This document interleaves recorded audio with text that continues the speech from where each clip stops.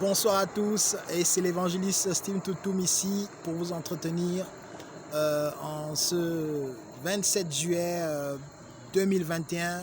Et ce soir, je reviens avec une nouvelle vidéo avec cette thématique que nous partageons.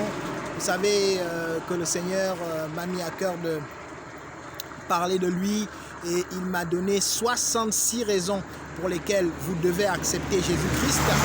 Et vous pouvez regarder d'autres vidéos sur cette chaîne. Alors, la vidéo de ce soir est assez particulière, elle va parler du chemin.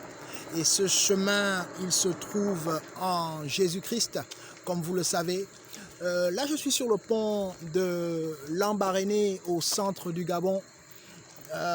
Et c'est le chemin obligatoire pour les personnes qui viennent de Lille et qui veulent se rendre à la capitale, à Libreville, et qui veulent passer sur la presqu'île. C'est le chemin obligatoire. Si vous ne passez pas sur le pont, c'est que vous allez plonger dans les eaux tumultueuses de notre fleuve Logoué, qui est là et qui se trouve dans le noir, que vous ne pouvez pas voir en contrebas, juste en dessous. Et la parole de Dieu déclare dans Jean chapitre 14, verset 6, le Seigneur disait « Je suis le chemin, la vérité et la vie. Nul ne vient au Père que par moi. » C'est une déclaration puissante. C'est une déclaration forte. Habituellement, lorsque j'échange avec d'autres personnes, je leur demande s'il y a un prophète, s'il y a un homme qui a prétendu être le chemin. Pas l'un des chemins, mais le chemin qui menait au Père. Le chemin qui mène à Dieu. Et qui a poussé son affirmation, son assertion plus loin, en disant que si ce n'est par ce chemin que vous passez, vous ne pourrez pas atteindre le Père. C'est une affirmation très grave. Elle est très profonde. D'accord? Donc, le Messie est en train de dire qu'il est la solution qui a été préparée de tout temps, de toute éternité par Dieu. Ce n'est pas quelque chose de négociable. Ce n'est pas quelque chose que l'on prend ou que l'on laisse. D'accord? C'est à vos risques et périls si vous laissez cette solution, parce que c'est la solution que Dieu lui-même a fournie pour l'humanité. Donc vous ne pouvez pas vous permettre de la laisser. Vous ne pouvez pas essayer de trouver une autre solution, un autre chemin. Il se peut que le chemin que vous allez essayer de trouver par vous-même ne procure pas les mêmes effets. J'ai l'habitude de dire que si quelqu'un se met à utiliser un médicament qui n'est pas approprié pour un simple palu, hein, vous savez, ici en Afrique, les moustiques, l'anophèle femelle contaminent le plasmodium falciparum, le paludisme, dont souffre, n'est-ce pas, plus de, je ne sais pas, 40% de la population constamment chaque année. Tout Africain, tout Gabonais particulièrement ici en Afrique centrale a déjà souffert au moins une fois dans sa vie de paludisme. Et les remèdes pour en guérir existent, ils sont connus. D'accord? Donc, imaginons qu'un joueur de football a remarqué que lorsqu'il a mal à la cheville, lorsqu'il subit un tacle pendant ses jeux de football, on utilise une pommade, le nifluril, et que le nifluril réussit à venir à bout de sa douleur. Il peut en déduire que pour une crise de paludisme, il lui suffira de prendre le nifluril et le frotter sur sa tête où il a mal, n'est-ce pas? Mais je vous assure que ce joueur de football mourra parce qu'il n'aura pas appliqué la solution qu'il faut. Le nifluril, et je n'ai rien contre cette marque, elle est très utile, elle est anti-inflammatoire, elle aide à soulager les douleurs de tous les sportifs et sert uniquement pour les inflammations. Les inflammations, je ne sais pas, dans les muscles, dans les cartilages, dans la chair, d'accord? Cette pommade sert pour les douleurs locales, elles sont extérieures, mais le paludisme est dans le sang et il ne trouve une solution que par une ingestion, n'est-ce pas, de médicaments. Voilà. Donc, pourtant, la solution est connue. Pourtant, le chemin est connu de tous. Il est visible. Vous allez à la pharmacie, vous dites, je crois que j'ai des symptômes du paludisme. On vous dira, mais dis donc, il y a Maloxine, mais il y a Quartem, mais il y a la Nivaquine, il y a la Flavoquine, je ne sais pas encore trop quoi, je ne suis pas médecin, mais au moins ce sont les médicaments que nous utilisons ici. Donc vous voyez un peu que le chemin pour guérir du paludisme est connu. Mais si vous utilisez un mauvais médicament, vous mourrez du palu. Et c'est pour revenir, en utilisant cette analogie, je suis en train de vous dire que le problème du péché est connu. Et la solution au problème du péché aussi est connue.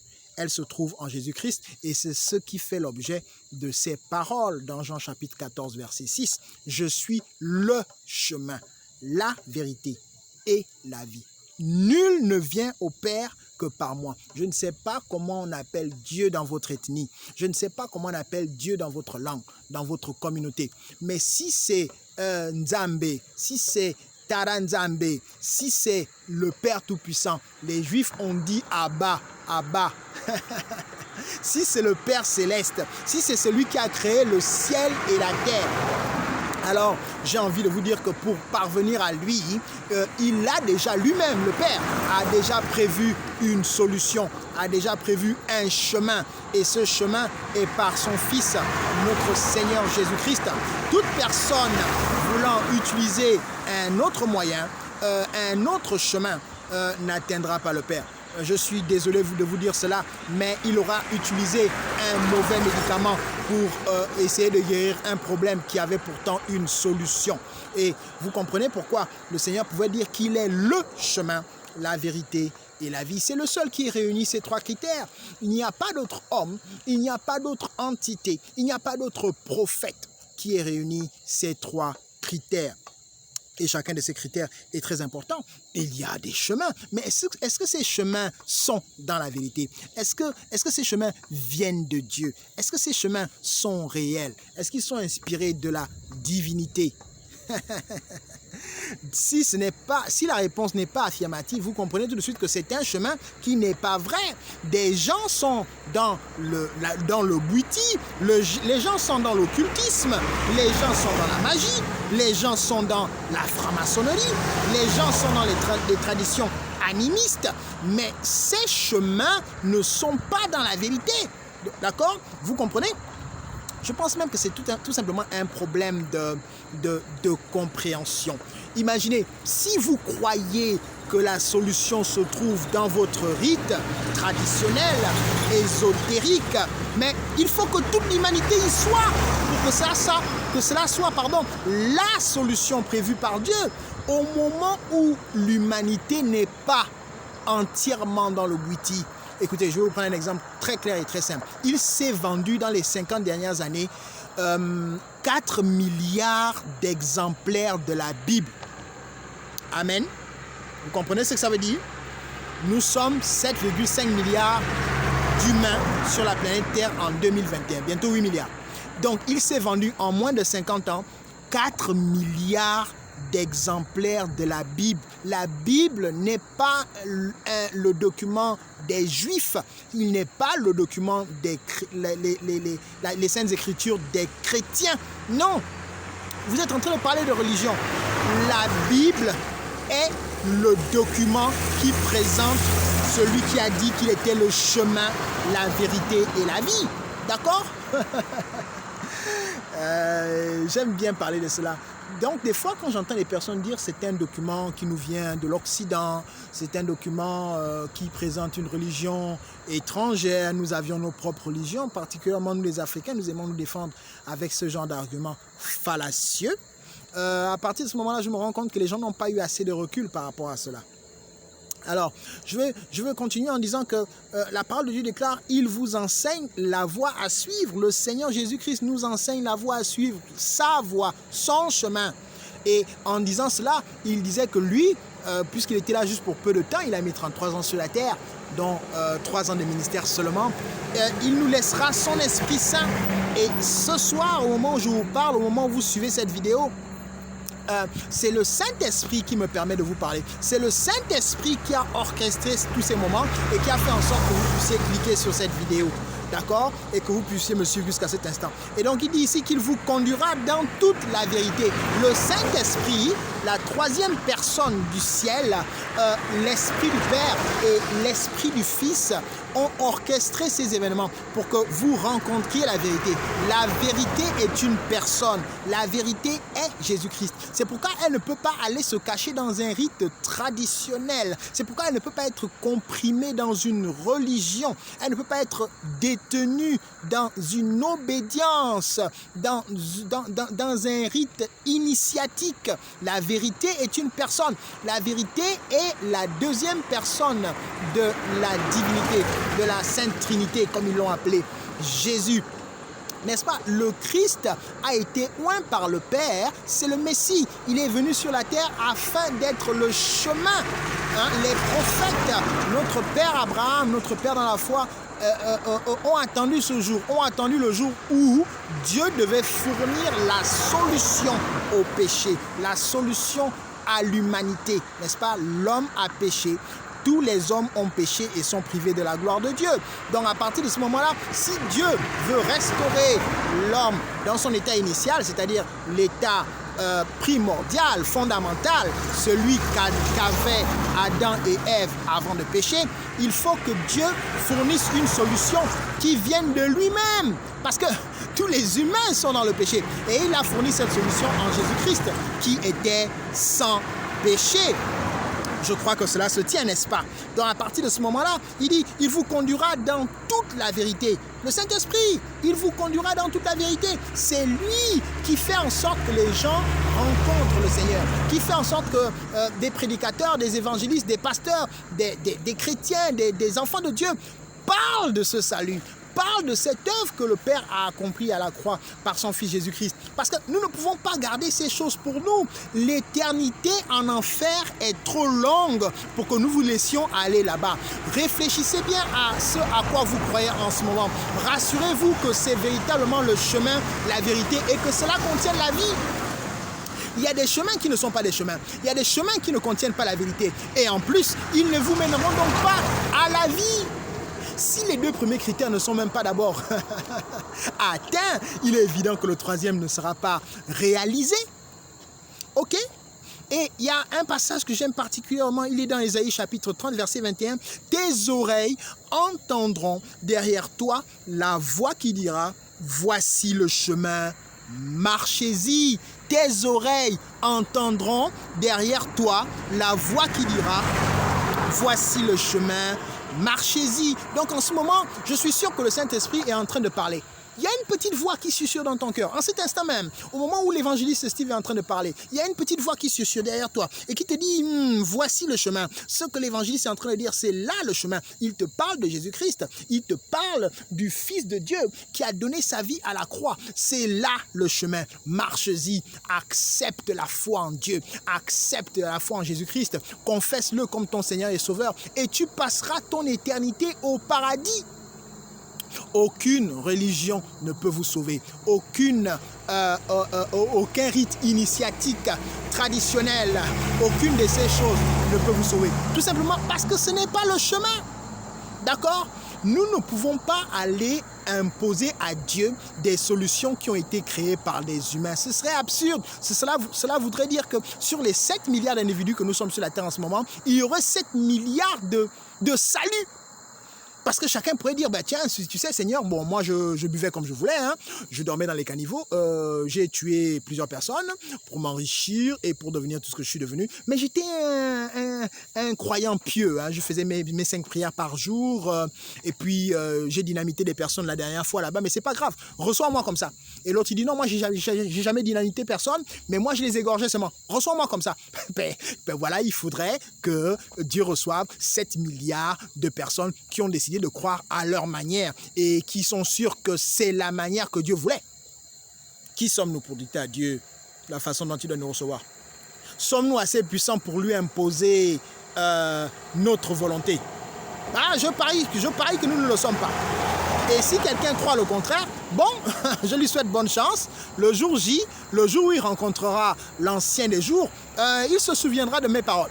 Il se souviendra que l'évangéliste Steve m'avait dit « Oh, je n'étais pas assez puissant pour convaincre Dieu, pour contraindre Dieu à m'accepter comme je suis. » Nous pouvons dire à Dieu « Accepte-moi comme je suis » au moment où nous voulons de sa solution, au moment où nous acceptons son salut, au moment où nous décidons de croire en lui, de croire au chemin que lui-même a frayé. Ésaïe chapitre 35 au verset 8, il est écrit « Il y aura là un chemin frayé, une route qu'on appellera la voie sainte. » Amen. La voie sainte. Est-ce que la voie sur laquelle vous marchez est sainte? Donc moi, c'est la question que je vous pose. Vous pouvez marcher sur une voie. Je ne sais pas, est-ce que c'est la voie politique que vous avez choisie? Est-ce que c'est la voie de votre carrière? Oh, j'ai mon travail et moi, ça me suffit. Vos choses là, vos églises là. Il y aura un chemin frayé. Je vous relis la parole de Dieu. Elle est oui et amen. J'aime souvent dire qu'il n'y a personne dans le monde, dans cet univers-ci, et même dans un autre que vous aurez imaginé, qui puisse échapper à la volonté de Dieu. Prenez cela pour acquis.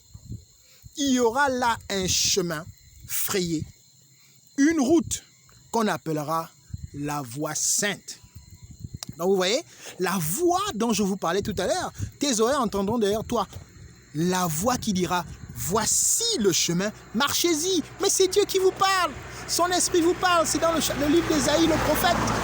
C'est un prophète dont l'exactitude des prophéties est reconnue et vérifiée même par les docteurs de Harvard et du MIT. Je vous en parlerai dans une autre vidéo. Donc, lorsqu'il dit « Marchez-y », marchez-y, il vous conseille. Ne marchez pas dans n'importe quoi, marchez sur le chemin. Et ce chemin, le mot chemin, voici le chemin, c'est une personne. C'est la personne de Jésus-Christ. Il s'est présenté à nous à la fin des temps et nous a fait savoir qu'il venait de la part du Père afin que nous ayons la vie, afin que nous soyons sauvés. Donc à partir de ce moment, nous n'avons plus aucune excuse pour ne plus marcher dans le chemin. Nous n'avons plus aucune excuse pour mourir dans nos péchés et aller en enfer. Nous n'avons plus aucune excuse pour persécuter notre prochain, pour boire le sang humain. Nous n'avons plus aucune excuse pour perdurer dans les traditions, dans l'homosexualité. Nous n'avons plus aucune excuse pour vivre dans l'adultère, pour vivre dans le mensonge. Non, nous n'avons plus aucune excuse. Ces choses sont des péchés et nous le savons, cela est écrit dans notre conscience. Nous n'avons même pas besoin que l'évangéliste le dise. C'est écrit dans sa parole et c'est écrit en nous. Si nous décidons de perdurer et d'insister, de marcher dans ces choses, c'est que nous aurons décidé de ne pas marcher dans le chemin qu'il a frayé, qu'il a préparé pour nous. Et cela à nos risques et périls. Donc, je voudrais chuter par là, ce soir, sur ce pont de la ville de Lambaréné, au centre du pays, au Gabon, en Afrique centrale, en vous disant le temps de la décision est arrivé. Il est temps que vous preniez une décision. Il est temps que vous puissiez choisir. Allez-vous marcher sur le chemin que le Père lui-même a préparé ou vous allez continuer à errer sur votre propre chemin, sur le chemin des religions, sur le chemin de l'idolâtrie, sur le chemin du mensonge, des séductions de diable. Il y a un passage que j'aime bien dans la parole de Dieu qui dit « Si notre évangile est encore voilé, il est voilé pour ceux qui périssent. » Pour ceux qui périssent dans le Dieu de ce siècle, le diable a aveuglé l'intelligence. Donc je crois que vous n'êtes pas de ceux-là. Le diable n'a pas aveuglé votre intelligence dans une religion. Le diable n'a pas aveuglé votre intelligence dans une secte pernicieuse, dans la franc-maçonnerie, dans la Rose-Croix, dans des choses qui ne glorifient pas Dieu. Non, je ne crois pas. Vous êtes de ceux qui ont entendu la voix qui disait juste derrière eux, voici le chemin. Et vous avez entendu cette voix ce soir. Vous voulez maintenant vous décider à marcher sur ce chemin qui est en Jésus-Christ. Je vous souhaite la bienvenue et je voudrais vous accompagner à inaugurer ce chemin avec cette prière, cette courte prière qui va faire de vous un enfant de Dieu. La parole de Dieu déclare que celui qui croira et qui confessera le nom du Seigneur Jésus-Christ sera sauvé. Mais celui qui ne croira pas sera condamné. Car quiconque, n'est-ce pas, celui qui confesse de la bouche parvient à la justice, et celui qui croit du cœur parvient à la justice, et celui qui confesse de la bouche parvient au salut, comme dit l'Écriture. Quiconque croit en lui ne sera point confus. Cela est écrit dans le livre de Romains. Alors vous avez cru dans votre cœur. Vous croyez que Jésus-Christ est le chemin. Vous croyez que c'est le Père Céleste qui l'a envoyé pour mourir pour vos péchés. Et maintenant, après ce message, après ces paroles, vous voulez prendre une décision pour le suivre. Je vous encourage à entrer en vous-même en cet instant. Pendant 30 secondes, 1 minute, je vous encourage à abandonner tout ce que vous étiez en train de faire, tout ce qui peut vous distraire, à fermer votre porte, à garer votre véhicule, à mettre les gens de votre bureau à l'extérieur, ou s'ils veulent faire la prière avec vous, il n'y a pas de problème. Le jour que vous vous présenterez devant Dieu, vous serez tout seul. Même votre frère ou votre soeur, vos jumeaux, votre jumeau ne sera pas là. Je vous assure, votre père, votre mère ne sera pas là. Vous vous présenterez devant le trône de sa majesté, tout seul. Et vous devrez rendre compte à Dieu d'avoir entendu, écouté ce message que je vous prêche et de ne pas avoir réagi, de ne pas avoir cru au chemin que Dieu a fourni. Ne frottez pas de pommade qui est un baume sur votre tête parce que vous avez des douleurs en croyant soigner le palu. Demain matin, vous serez mort. Vous ne terminerez pas la nuit si vous faites cela. Les hommes frottent la pommade qu'est la religion et toutes les autres choses, tous les autres prétextes que nous trouvons sur le problème du péché. Et le jour qu'ils meurent, ils vont en enfer. Je ne veux pas que vous alliez en enfer. La parole de Dieu déclare que si un homme perd son âme, gagne le monde entier au prix de son âme, avec quoi la lui rendra-t-on? Que sert-il à un homme de gagner le monde, disait Jésus-Christ, s'il perd son âme? Et moi je vous réponds à cette question. Cela ne sert à rien. Quelle que soit votre position, quel que soit le nombre de zéros qu'il y a dans votre compte bancaire, quelle que soit l'importance que vous vous accordez ou que les autres vous accordent, cela ne vous servira à rien d'avoir obtenu toutes ces choses si vous perdez votre âme. C'est le message que je tenais à vous dire ce soir. Et ce message est que, voici, je viens d'ouvrir la porte du royaume du Père Céleste. Il m'a envoyé en tant qu'ambassadeur de Christ, en tant qu'évangéliste, vous parler de son Fils, Jésus-Christ, qui a payé le prix à la croix il y a 2000 ans. Et maintenant, le temps de la décision est venu. Et cette décision est que vous renonciez à l'ancienne vie, que vous renonciez au péché et que vous acceptiez son Fils, qui a dit, je suis le chemin, la vérité et la vie. Nul ne vient au Père que par moi.